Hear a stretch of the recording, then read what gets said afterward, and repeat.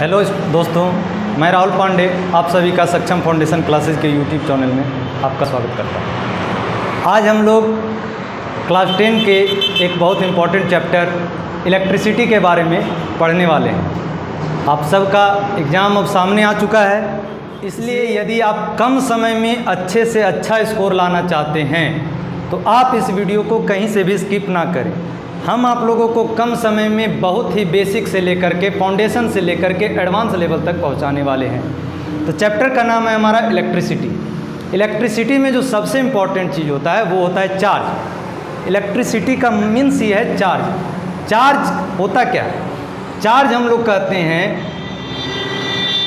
Electron या proton, किसी भी एटम में इलेक्ट्रॉन या प्रोटॉन का नंबर्स को, यदि प्रोटॉन्स ज़्यादा हैं तो उसको पॉजिटिव चार्ज हम लोग कहते हैं, यदि इलेक्ट्रॉन्स ज़्यादा हैं तो उसे हम नेगेटिव चार्ज कहते हैं। चार्ज ऑफ इलेक्ट्रॉन, एक इलेक्ट्रॉन का चार्ज होता है, charge of one electron equal to होता है -1.6 × 10⁻⁻19 कूलाम।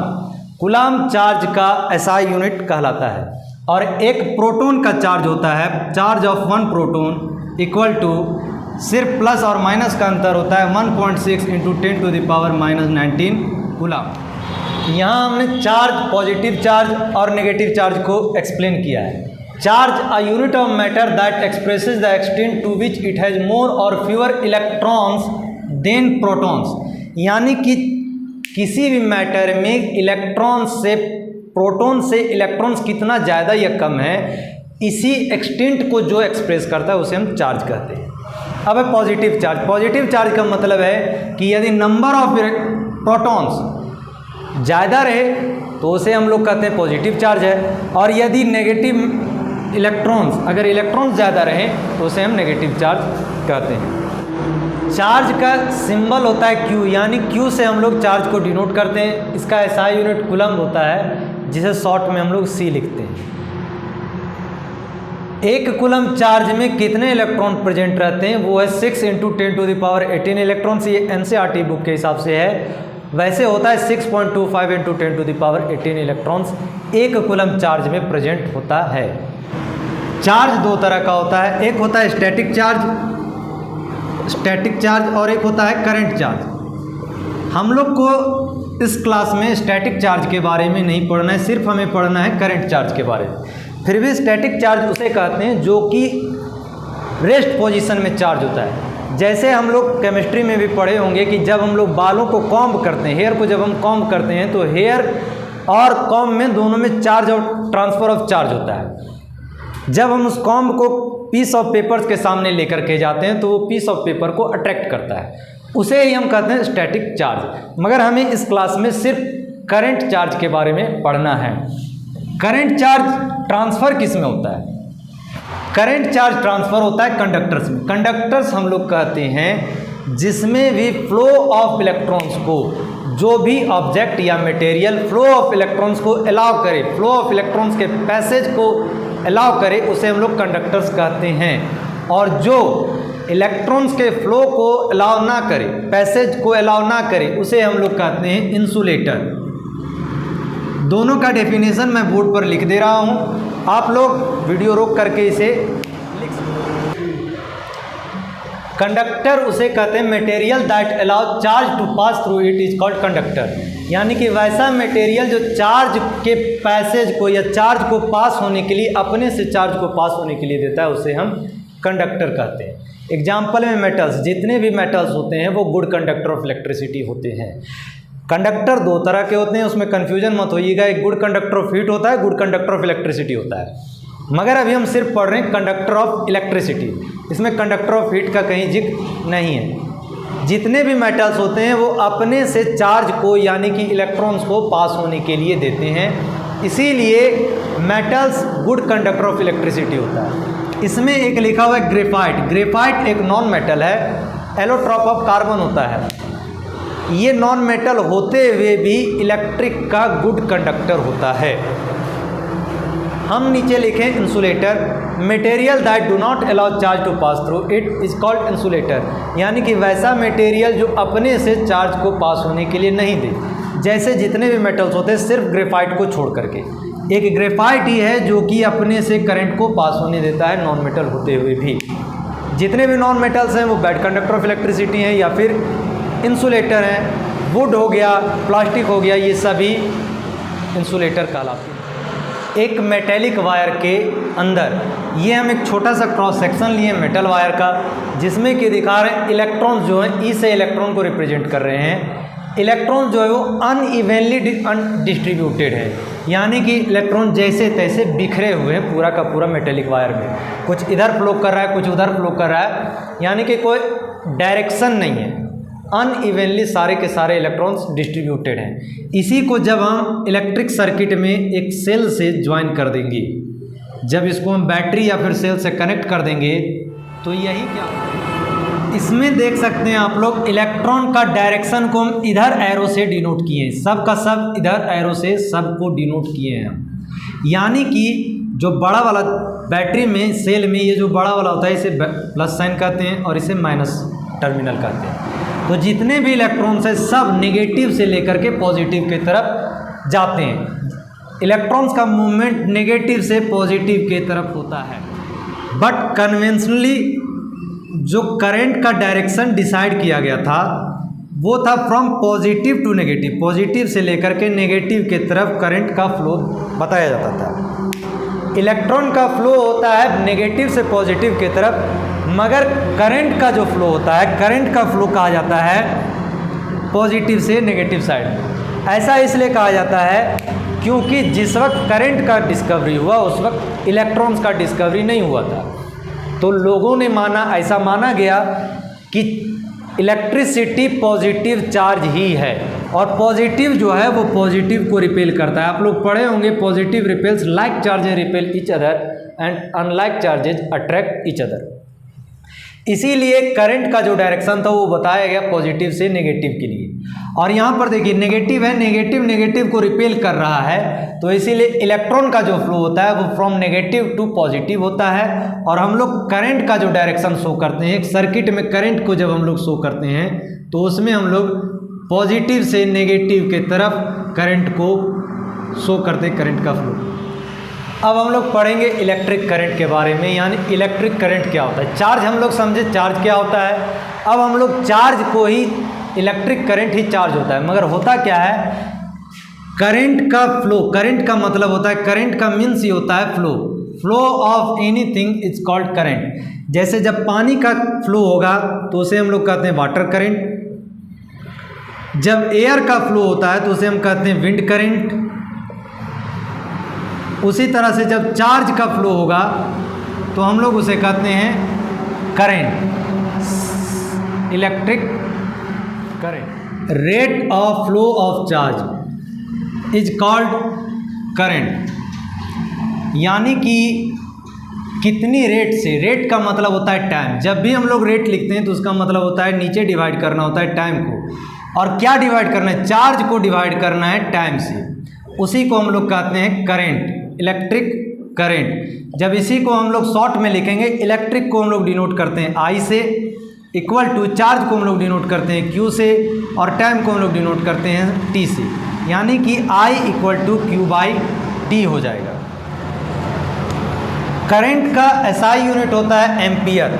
एम्पियर को हम लोग शॉर्ट में ए लिखते हैं, यानी कि अगर हम 1 एम्पियर को डिफाइन करना चाहें तो if 1 coulomb of charge flow through a conductor in 1 second then the current produced is called 1 ampere current. 1 ampere जो यूनिट होता है, इसको 1 एम्पियर यूनिट हो गया या फिर और भी कुछ हो गया, जब भी हम लोग डिफाइन करते हैं बहुत ज़रूरी चीज़ होता है, क्योंकि ये अक्सर आता है यूनिट को डिफाइन करने के लिए। सर्किट में करंट को मेजर करने का जो डिवाइस होता है उसे हम लोग एमीटर कहते हैं, यानी ammeter is a device used to measure current magnitude of current in any circuit.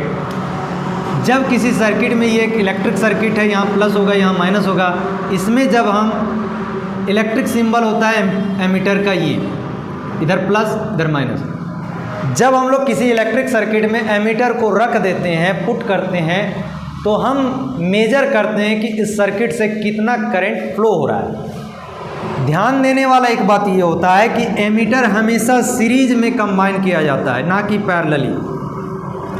यदि हम एमीटर को पैरेलली कंबाइन कर दें किसी डिवाइस के, तो एमीटर बर्न हो सकता है, जल सकता है। एमीटर का इलेक्ट्रिक सिंबल ये होता है, आप लोग यहाँ देख सकते हैं एमीटर का फिगर कैसा एमीटर होता है। एमीटर से छोटा यूनिट मेजर करने के लिए होता है। जब कम अमाउंट में इलेक्ट्रिक करंट को हम मेजर करना चाहेंगे तो उसके लिए हम लोग गैल्वेनोमीटर का इस्तेमाल करते हैं। गैल्वेनोमीटर छोटा से छोटा इलेक्ट्रिक करंट को भी मेजर कर देता है।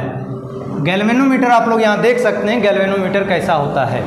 गैल्वेनोमीटर का एक और फ़ायदा होता है कि हम लोग डायरेक्शन ऑफ करंट को भी देख सकते हैं। आप लोग गैल्वेनोमीटर में देख रहे होंगे कि जीरो जो है वो बीचों बीच में, तो जिस साइड गैल्वेनोमीटर का कांटा रहेगा करंट का फ्लो उसी डायरेक्शन में। अब हम लोग पढ़ेंगे पोटेंशियल डिफरेंस के बारे में। पोटेंशियल डिफरेंस को समझने से पहले हम समझते हैं ये दो वाटर टैंक्स हैं।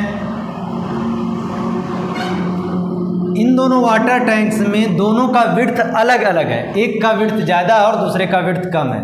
हम क्या करते हैं, एक पाइप यहाँ पर दोनों से एक पाइप को कंबाइन कर देते हैं। एक में वाटर यहाँ तक फिल किए हैं और एक में वाटर हम यहाँ तक फिल किए हैं। तो वाटर का जो फ्लो होगा वो किस डायरेक्शन में होगा, वाटर का फ्लो इस टैंक से यानी टैंक बी से टैंक ए के तरफ होगा, क्योंकि टैंक बी में जो वाटर है वो हाई पोटेंशियल पर है, यानी कि हाई लेवल पर, ज़्यादा ऊंचाई पर है, और ये लो लेवल पर है यानी लो पोटेंशियल पर है। तो हाई लेवल से वाटर का फ्लो होता है लो लेवल के तरफ, यानी हाई पोटेंशियल से लो पोटेंशियल के तरफ वाटर का फ्लो होता है। जस्ट इसी तरह से इलेक्ट्रिक करंट में भी पोटेंशियल जो होता है हाई पोटेंशियल से लो पोटेंशियल के तरफ भी ट्रांसफ़र होता है। किसी इलेक्ट्रिक सर्किट में जो पोटेंशियल डिफरेंस जनरेट करने का काम करता है वो सेल या बैटरी करता है। सेल, ग्रुप ऑफ सेल को ही हम लोग कहते हैं, ग्रुप ऑफ सेल को ही हम लोग कहते हैं बैटरी।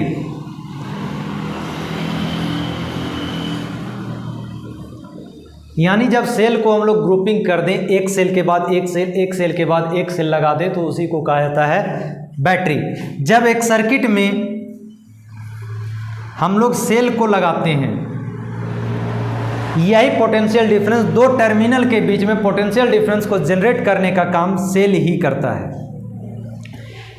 इसीलिए इसे हम लोग पीडी शॉर्ट में पोटेंशियल डिफरेंस भी कहते हैं। अगर हम लोग पोटेंशियल डिफरेंस को डिफाइन करें तो कहेंगे work done to move a unit charge from a point to the other. एक पॉइंट से यानी इस पॉइंट से इस पॉइंट तक चार्ज को मूव करने में जो वर्क करना पड़ा उसी को हम लोग कहते हैं पोटेंशियल डिफरेंस। पोटेंशियल डिफरेंस को हम लोग सिंबल यानी शॉर्ट फॉर्म में वी लिखते हैं। इसका ऐसा यूनिट वोल्ट होता है जिसे भी वी से ही हम लोग डिनोट करते हैं। यहाँ से फॉर्मूला आता है, यानी कि पोटेंशियल डिफरेंस भी equal to work done per unit charge, कितना चार्ज को ट्रांसफ़र करने के लिए वर्क डन हुआ है, यानी कि V इक्वल टू W/Q। यहाँ पर W का मतलब है वर्क डन, और इसका ऐसा यूनिट, वर्क डन का ऐसा यूनिट होता है जूल। जूल को हम लोग शॉर्ट में लिखते हैं J।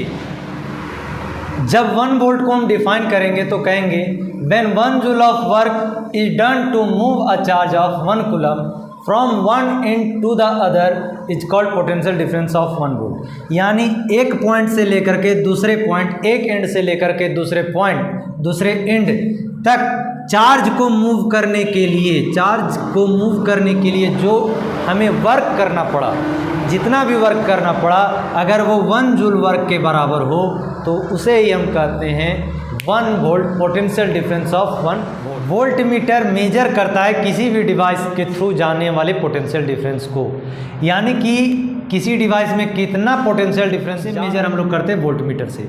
वोल्ट मीटर का आप लोग फिगर यहाँ देख सकते हैं, वोल्ट मीटर कैसा होता है। इसका सर्किट डायग्राम होता है, भी के ऊपर सिंपल सा गोल करने के बाद ये लाइन खींच दो और ये प्लस माइनस का यहाँ पर इंडिकेशन दे देते हैं, यही इसका सर्किट डायग्राम होता है। सर्किट डायग्राम को आप लोग थोड़ा ध्यान से पढ़िएगा, क्योंकि जब हम लोग इलेक्ट्रिक सर्किट में सर्किट डायग्राम बनाते हैं तो यही सभी चीज़ों का ज़रूरत है। आप लोग को यहाँ पर बोर्ड पर दिख रहा होगा एनसीईआरटी का एक क्वेश्चन है, एग्जाम्पल में दिया हुआ क्वेश्चन है, वो आप यहाँ पर बोर्ड पर देख सकते हैं। हम उसको सॉल्व कर रहे हैं। यहाँ क्वेश्चन में दिया हुआ है करंट दिया हुआ है 0.5 एम्पियर, टाइम दिया हुआ है 10 मिनट तक फ्लो करता है। 10 मिनट को जब हम लोग सेकंड में बदलेंगे तो 10 × 60 करेंगे, यानी 600 सेकंड तक करंट फ्लो कर रहा है। तो चार्ज कितना फ्लो कर रहा है ये निकालने के लिए हम लोग फॉर्मूला जानते हैं I = Q/T, यानी कि I हमको पता है 0.5 = Q/600। Q = हो जाएगा 600 × 0.5 = 300 कूलम। यहाँ आप लोग क्वेश्चन में देख सकते हैं, आप लोग पढ़िए, क्वेश्चन में दिया हुआ है Q यानी चार्ज 2 कूलम है, वोल्ट 12 वोल्ट है, हमें वर्क डन निकालना है, वर्क कितना किया गया है। हम लोग जानते हैं V = होता है W/Q। V दिया हुआ है 12 वोल्ट इक्वल टू W हमें पता नहीं है, Q का वैल्यू है 2, W = हो जाएगा 12 × 2 = 24 जूल। अब यहाँ पर दिया हुआ सर्किट डायग्राम, एनसीईआरटी के बुक का सर्किट डायग्राम को हम यहाँ पर स्क्रीन पर दिखा रहे हैं। आप इसे पॉज करके पढ़ लीजिए, समझ लीजिए। इसमें कुछ जो ज़रूरी चीज़ है मैं उसे समझा दे रहा हूँ। जब ऐसा सिंबल रहे यानी कि 2 वायर कनेक्टेड हैं, यहाँ पर डॉट का बिंदु दिखाता है कि 2 वायर कनेक्टेड है। यहीं पर जब ऐसे करके दिखा दिया जाए, इसका मतलब वायर ऊपर से निकल गया है, बिना टच किए हुए बाहर से चला गया है। ये फिगर रेजिस्टेंस को बताता है। इसी में जब एरो दे दिया जाता है तो ये वेरिएबल रेजिस्टेंस को बताता है। आज हम लोग इलेक्ट्रिसिटी चैप्टर का सिर्फ बेसिक को पढ़े हैं। आगे के आने वाले टॉपिक्स में हमने इसे पार्ट बाय पार्ट पढ़ाना चाहा है। आगे आने वाले पार्ट में हम लोग ओम्स लॉ और जितने भी हीटिंग इफेक्ट ऑफ करंट जो आएगा वो सभी हम लोग आगे के टॉपिक्स में पढ़ेंगे। आज सिर्फ बेसिक है, बेसिक को आप लोग अच्छे से ध्यान में रखिए और चैनल को सब्सक्राइब, लाइक, फॉलो, शेयर करिए। जितना आप लोग शेयर और फॉलो करेंगे उतना ही हमें भी मोटिवेशन मिलेगा, ताकि मैं भी आपके लिए मेहनत कर सकूं और अच्छे से अच्छे वीडियो को बना सकूं। धन्यवाद।